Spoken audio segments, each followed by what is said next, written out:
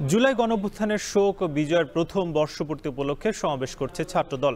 সমাবেশে নেতাকর্মীদের ঢল নেমেছে। যোগ দিয়েছেন দলের মহাসচিব মির্জা ফখরুল ইসলাম সহ কেন্দ্রীয় নেতারা। সমাবেশের আরও খবর জানাতে শাহবাগ থেকে যুক্ত হচ্ছেন সিফাত শাহরিয়ার।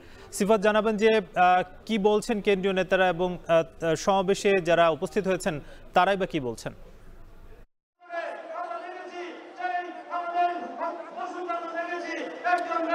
সমাবেশের আনুষ্ঠানিকতা যেটি সেটি জানেন ৩টায় শুরু হয়ে গেছে। ইতিমধ্যে সাকিব, আমরা যেটি দেখছি যে এই যে শাহবাগ আশপাশে যে এলাকাগুলো রয়েছে, কাটাবন এবং একেবারে সায়েন্স ল্যাব পর্যন্ত, এদিকে মৎস্য ভবন, ঢাকা বিশ্ববিদ্যালয়ের টিএসসি এবং শাহবাগ চত্বরটি রয়েছে। পুরো এলাকাটি আপনি যদি ড্রোন দিয়ে দেখেন যে ছাত্র সমাবেশে ছাত্র দলের কেন্দ্রীয় আহ্বানে সারা দেশ থেকে নেতাকর্মীরা এসে এখানে উপস্থিত হয়েছেন। আমরা সকাল থেকে যারা এসেছেন তাদের সাথে কথা বলেছেন। তাদের যে উদ্দেশ্য সেটি হচ্ছে, যেহেতু এই গণঅভ্যুত্থানের বর্ষপূর্তি, সেক্ষেত্রে গণঅভ্যুত্থানের আকাঙ্ক্ষা বাস্তবায়নের জন্য ছাত্র সমাজ যে আকাঙ্ক্ষা নিয়ে মাঠে নেমেছিল, যে আকাঙ্ক্ষা নিয়ে গণঅভ্যুত্থান হয়েছিল, সেই আকাঙ্ক্ষা যাতে বাস্তবায়ন হয় তার জন্য সেটি আবারও পুনর্ব্যক্ত করার জন্য, এবং এখন পর্যন্ত যারা বক্তব্য দিয়েছেন আমরা তাদের কথাও সে গণঅভ্যুত্থানের আকাঙ্ক্ষা বাস্তবায়নের যে পুনর্ব্যক্ত বিষয়গুলো সেটি আমরা কিন্তু শুনেছি।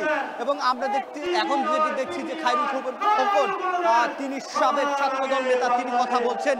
এর আগে আমরা যেটি দেখছি যে একেবারে পেছনের সারিতে, প্রথম সারিতে যারা বসে আছেন সকলেই কেন্দ্রীয় ছাত্র দলের নেতাকর্মী ছিলেন, একসময় কেন্দ্রীয় নেতা ছিলেন, সভাপতি, সাধারণ সম্পাদক যারা রয়েছেন বিগত আমলগুলোতে, তারা এখানে এসে উপস্থিত হয়েছেন। মির্জা ফখরুল ইসলাম আলমগীর এসেছেন এবং আমরা দেখেছি 90-এর স্বৈরাচার বিরোধী আন্দোলনের যে অগ্রনায়ক আমানুল্লাহ আমান, তিনি এখানে এসেছেন। তিনি একসময় ছাত্র নেতা, ছাত্র দলের নেতা।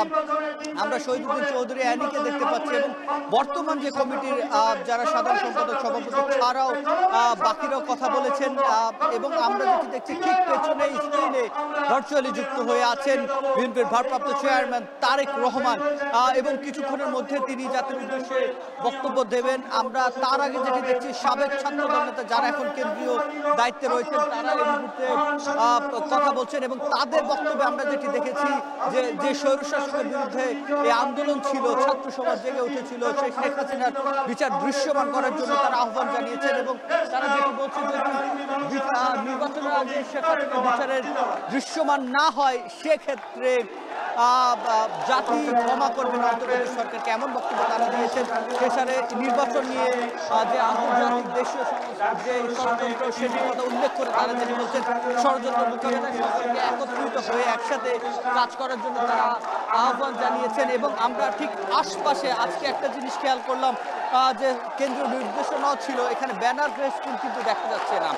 আমরা জাতীয় পতাকা, দলীয় পতাকা দেখতে পাচ্ছি, ব্যানার ফেস্টুন দেখা যাচ্ছে না, যেহেতু ছাত্র দলের কেন্দ্রীয় কমিটি থেকে আগে থেকে নির্দেশনা দেওয়া হয়েছিল যাতে কেউ দলীয় কিংবা ব্যক্তিগত কোনো ব্যানার ফেস্টুন নিয়ে এখানে না আসে, এবং সেই অনুযায়ী আমরা দেখছি ব্যানার ফেস্টুন দেখা যাচ্ছে না। তবে রঙিন পোশাক পরে ইউনিটগুলো ক্যাপ করে সেটি তারা এই ছাত্র সমাবেশ সফল করার জন্য এখানে এসেছেন। এবং আজকের এই ছাত্র সমাবেশ ঐতিহাসিক বলছেন তারা এই জন্যই যে 2024 সালের এই 3 আগস্ট এক দফা দাবি তুলেছিল, আনুষ্ঠানিকভাবে তুলেছিল কেন্দ্রীয় শহীদ মিনারের প্রাঙ্গণ থেকে।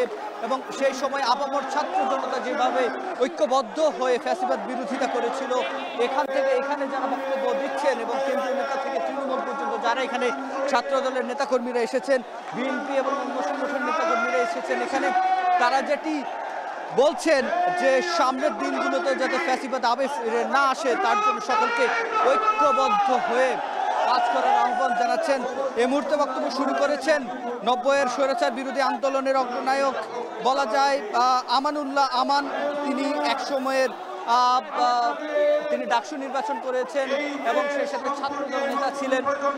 এবং আজকের এই সমাবেশে তারাই, আমরা সিনিয়র যাদের তাদের সাথে এখন টিভির পক্ষ থেকে আমরা কথা বলেছি, তাদের বক্তব্য দিয়েছি। তারা যেটি বলছে যে সামনের দিনে ঐক্যবদ্ধ থাকা খুব বেশি জরুরি, বিশেষ করে যে শান্তি সহ অবস্থান ক্যাম্পাসগুলোতে দরকার ছিল, সেই শান্তি সহ অবস্থানের জন্য যে শিক্ষার্থীরা যে জীবন দিয়েছে, সেই শান্তি সহ অবস্থানের জন্য সকল রাজনীতির ছাত্র সংগঠনগুলো বিশেষ করে ক্যাম্পাসগুলোতে অপরাজনীতি না করে ঐক্যবদ্ধ থেকে এবং সাধারণ শিক্ষার্থীদের যাতে কোন কাজ করলে উপকার হয় সেরকম কাজ করার জন্য এবং সাধারণ শিক্ষার্থীদের সামনে ডাকসু নির্বাচন জানান সাকিব সেখানে কেমন প্রভাব পড়বে এবং এখান থেকে ছাত্র দলের নেতারা বলছেন তাদের পক্ষ থেকে কেউ যদি নির্বাচিত হয় সেক্ষেত্রে তারা জনসাধারণদের বিশেষ করে শিক্ষার্থীদের জন্য সাধারণ শিক্ষার্থীদের জন্য কাজ করবেন এই সমাবেশ থেকে তারা সে বার্তাও দিতে চান।